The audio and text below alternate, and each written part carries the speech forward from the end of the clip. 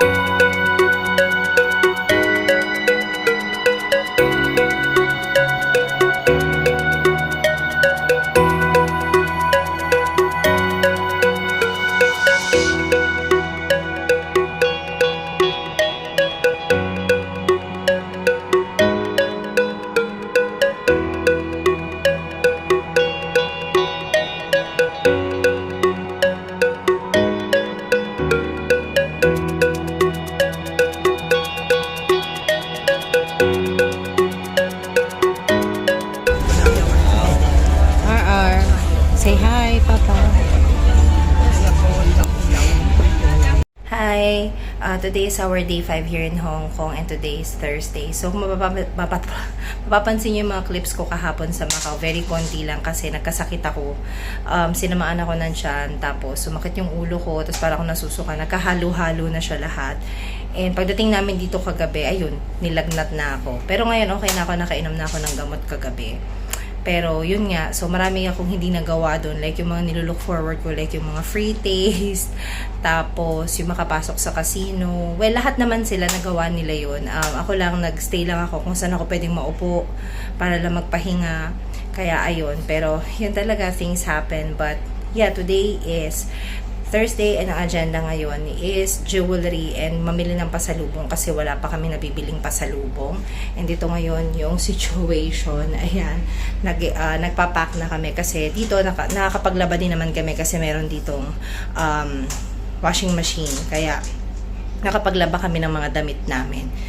Ayun, though hirap lang kami sa sampayan kasi nga, since nasa building kami, hindi namin alam kung saan namin sasampay. Pero okay naman siya. So, ayun yung agenda for today and I'm feeling a lot better. So, hopefully ay magawa ang lahat ng mga agenda within the day kasi tomorrow, Friday, is our flight pabalik sa Manila and yung flight namin, aalis kami dito ng mga 5 AM. Kaya ito na lang talaga yung full day namin para magawa namin yung mga pamimili at bilhin yung mga dapat naming bilhin. Ayun. Hello, baby.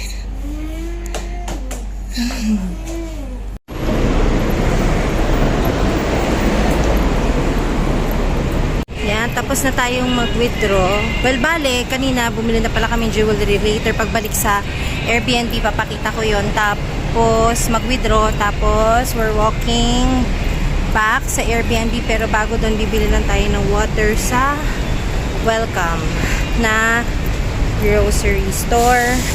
And super, Bobby, may mga dumadaan dyan. Either doon ka na. Doon ka na. So, maganda yung nakuhang Airbnb ni sis kasi malapit talaga sa lahat.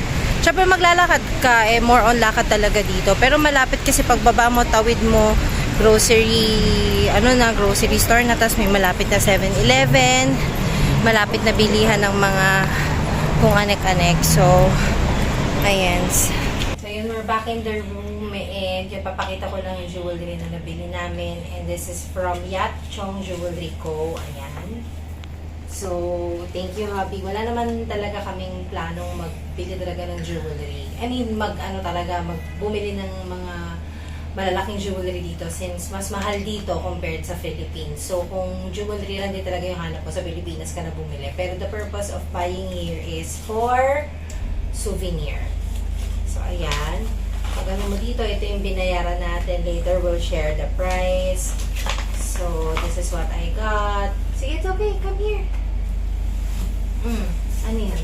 I need to put the closet. It's so pretty. Sige na, yan na lang. So, ayan. Ito siya. Wait lang. Ayan. Kita ba, babe? Kita siya? Kita siya. So, this is a ring and very simple lang siya. Pero hindi naman siya hollow or anything. So, ayan. May nakasulat ba? May nakasulat. Yan, info lang. Like yung 585 kasi ano siya, 14K. And ito siya. Ring. This is what it looks like. Kita ba?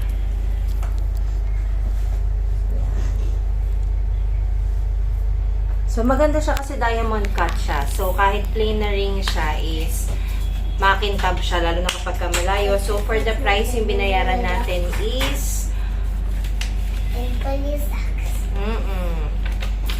1,400. And this is about like 10,000 plus. 10,300 something. So, ayun.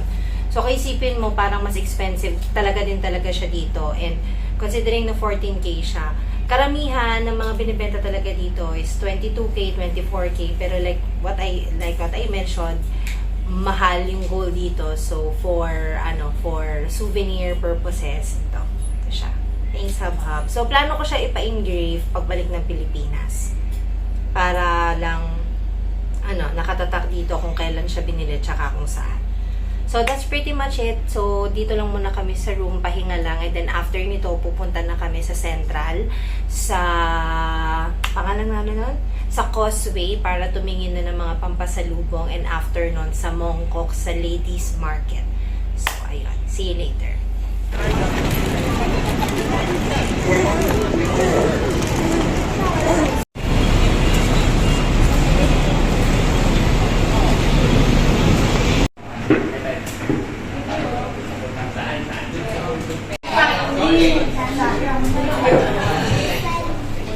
Chopstick.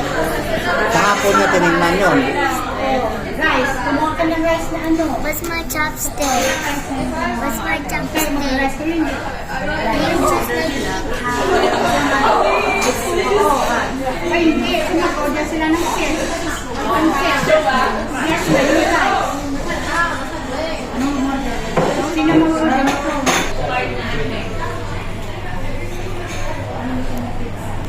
Sinigin na daw.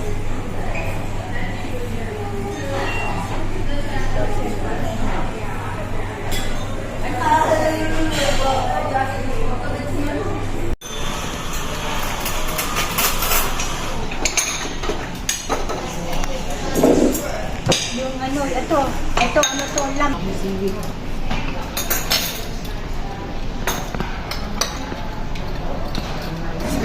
Mangkay na guys. Dahil pa na po yan. Yan. Oh my God. May kahaos. Yay! Few moments later. Dito na kami sa Ladies Market sa Mongkok. Ito si Bab. Ito si Baby. Nakakain siya.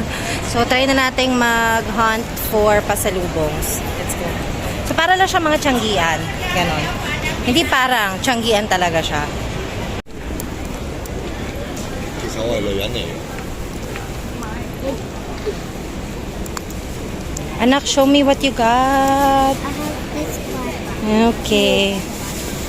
Tapos na tayo sa Ladies Market. Pero nandito pa rin kami, hinihintay kasi namin sila sis kung nasan sila, puntahan namin sila. So, ito yung nabili natin, tote bags and ref magnet.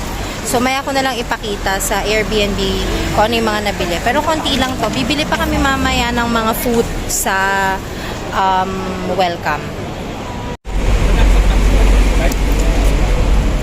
Tanong mo.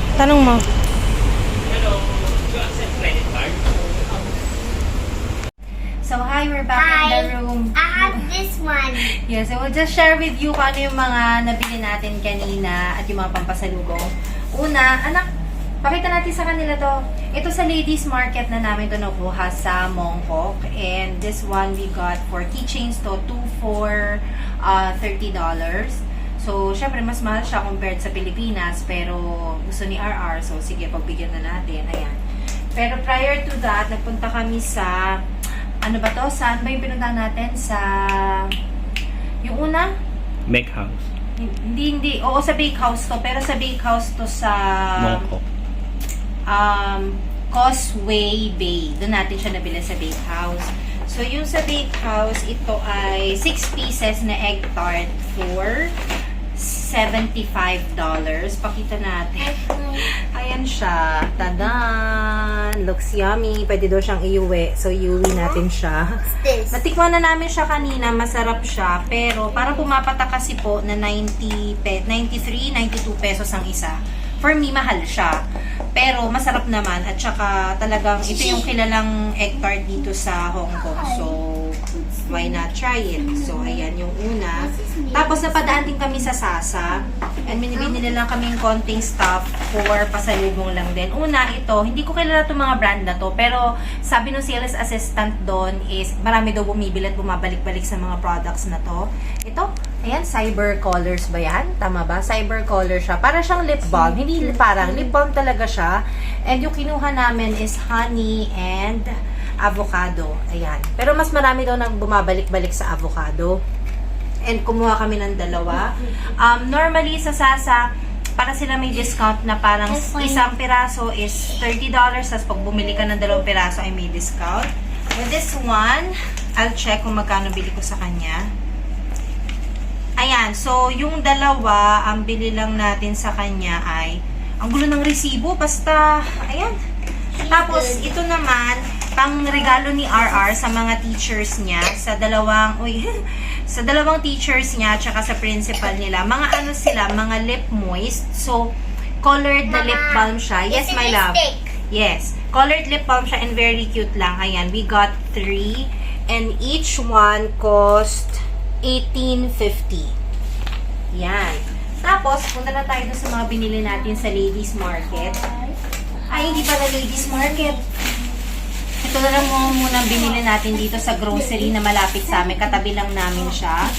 So, this one, we got for $10.50 ang isa nito, Bebs, no? $10.50. Meron din nagbablog sa gilid ko.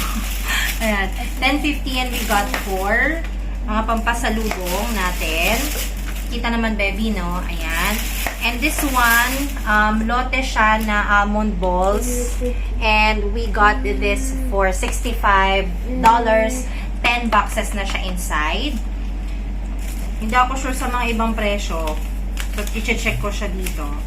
Para may idea kayo kung magkano. Ay, putek. Sabi ko, i-check ko. Paano ko i-check? Chinese character, nakakaloka.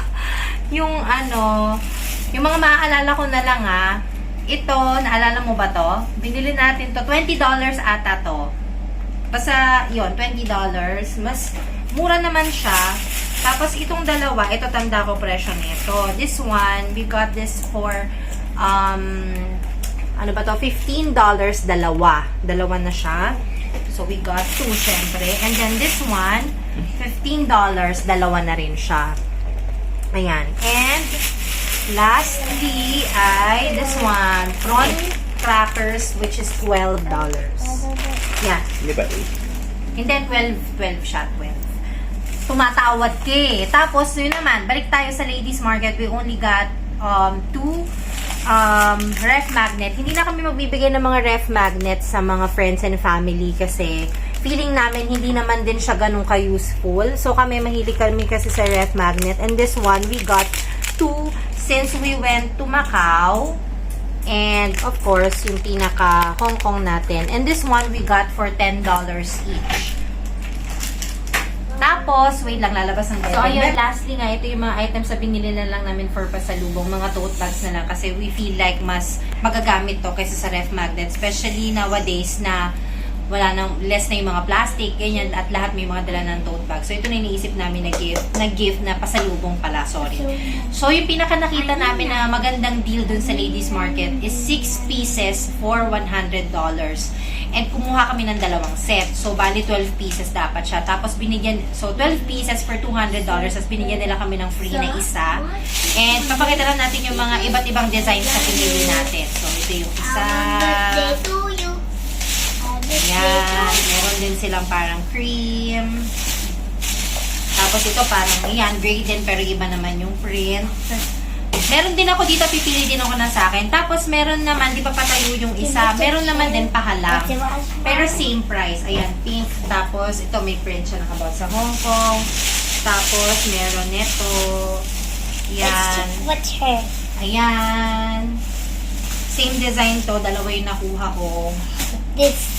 And then ito, pahalang naman. Depende lang sa trip nyo kung pahalang or patayo. Together. Brown.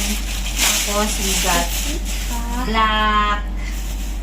And then, ayan, black pa rin, pero iba lang yung print. Tapos, yan, gray, pero pahalang. Diba? Ang gaganda ng mga ano nila, tote bags. Tapos, purple. Tapos, we have orange. Ang ganda ng orange no, love, no? It's like Very kita. Mama.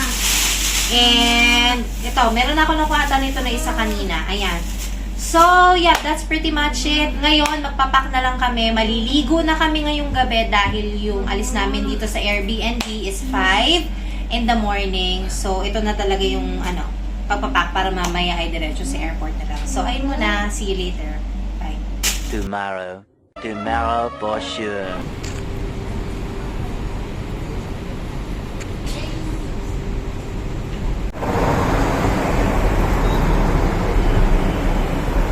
Love you.